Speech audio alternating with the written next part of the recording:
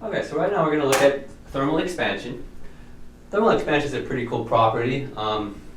As you can probably realize, as you take a material, this material that I drew up here is actually, I made it up. We're going to call it BYU-Idaho.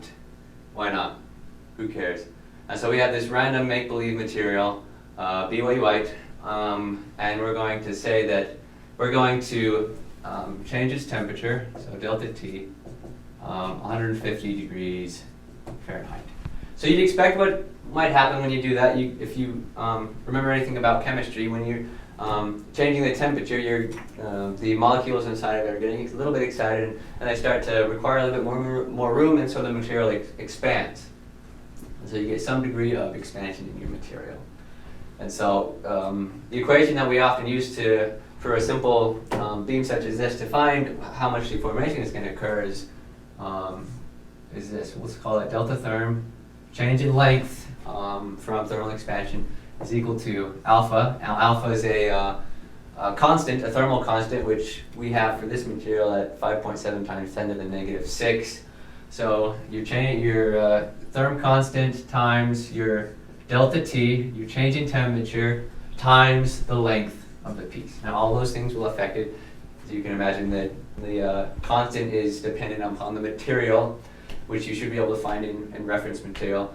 Your delta T will affect how much it's going to expand, as well as the length. If you have more length, it's going to expand a little bit more, right? Cool. So let's say that we're going to change it delta T, so let's just real quick see how much this thing would expand if we applied that. So it's 5.7 times 10 to the negative 6 times 150 degrees Fahrenheit times the length, which we have at 1.5 meters. That's pretty simple. We plug that in, we get something like 0.00128 meters. Not too much expansion,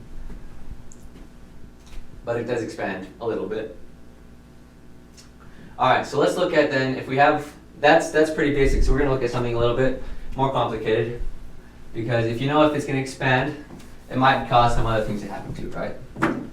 All right, so if we had this material and it expanded like that, and let's say we have just a tiny gap, and we have a little bit more material, and then another wall, like that, right? And let's say this is still going to be 1.5, it's the same thing, still has a diameter of 0.175 meters.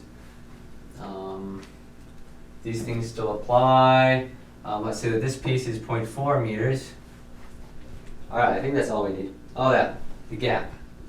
The gap, let's put at about 1 millimeter. So so that's about 0.001 meters. So it's a tiny gap, just not very thick at all.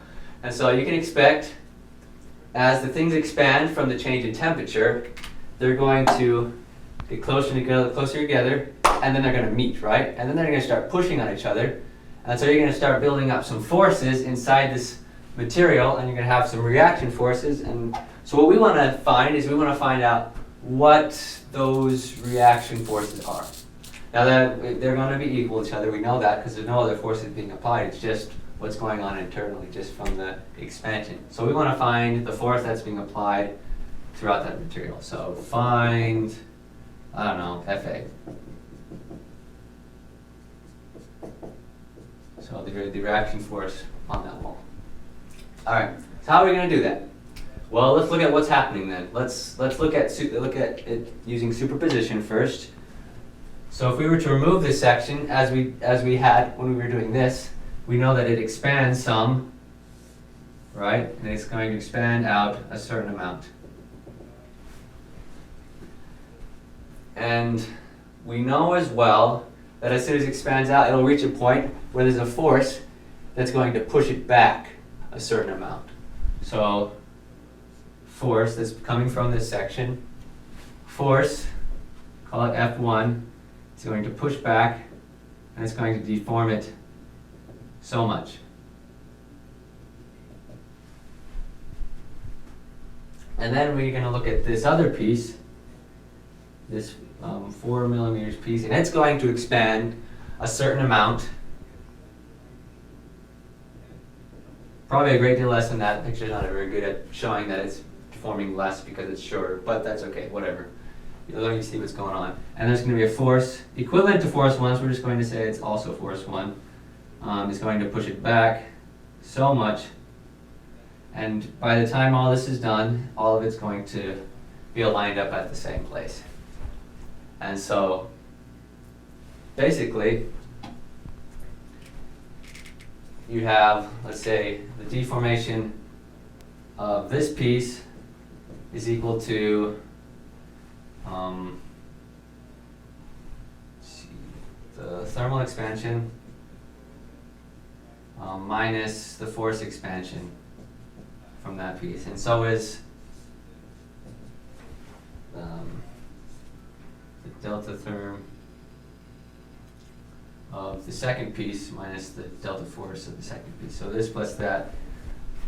And so if we take those two, the two resultant deformations are going to bridge that gap of the two pieces. And so ultimately the sum of all of your deformations is going to be equal to that gap, because that's how much ultimately it's going to deform, and then everything else is going to cancel each other out, right? So 0.001 is equal to delta therm of, let's say we'll call this A and this B, delta therm of A minus delta force of A plus delta therm of B minus delta force of B. And so the sum of all your deformations is going to equal that gap. Now your therms are going to be positive because they're expanding and they're bridging the gap while the forces are pushing away, and so they're going to be negative. And so just pay attention to that. And now that we understand that, it's pretty simple from then on to figure out what's going on. For your therms, you plug in this equation, your A constant times your delta T times your length, and for that it comes out being what we already found to be 0.001283. And so let's do that.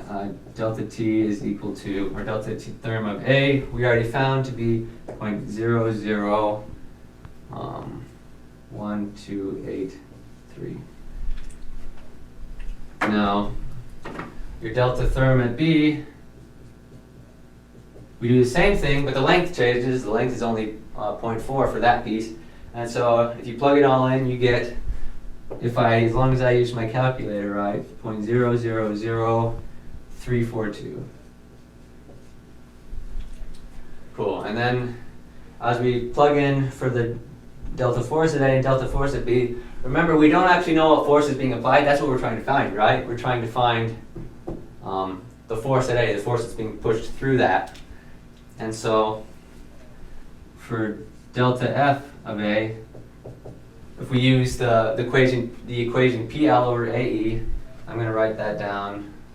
Delta force right here is equal to PL over AE. You remember that equation, we've used it before. But when you plug that all in, the length being 1.5, the area which you can find using the radius, and E we have right there. You plug that all in, and you find that delta force of A is equal to 2.08 times 10 to the negative 6 times F. And we do the same thing for B, except we have a different length, which is to be expected. It's 0.4. The force at B is equal to 0.554 times 10 to the negative 6 times F. So we have our four pieces. We solved using this equation and this equation. Now we can take those and we can plug them into this equation right here that we found, the relationship between all of the pieces. And now that we have that, we only have one unknown. We have the force. And everything else is known. And so we can just plug them in, rearrange it a little bit, whatever we need to find the result. And we find, once we do that, that our force, I'm going to write it right up here. Forgive me for being all over the place. But our force resultant is 237.3 newtons. So yeah. So when dealing with a thing like this, The most important thing to realize is there's a relationship between your deformation's thermal and your deformation forces of all your pieces. If you can figure out what that relationship is, then you can go about solving your problem. Just remember to look at it, and the relationship's got to be there. And so, yeah, just remember those things, and you should do okay as you press forward.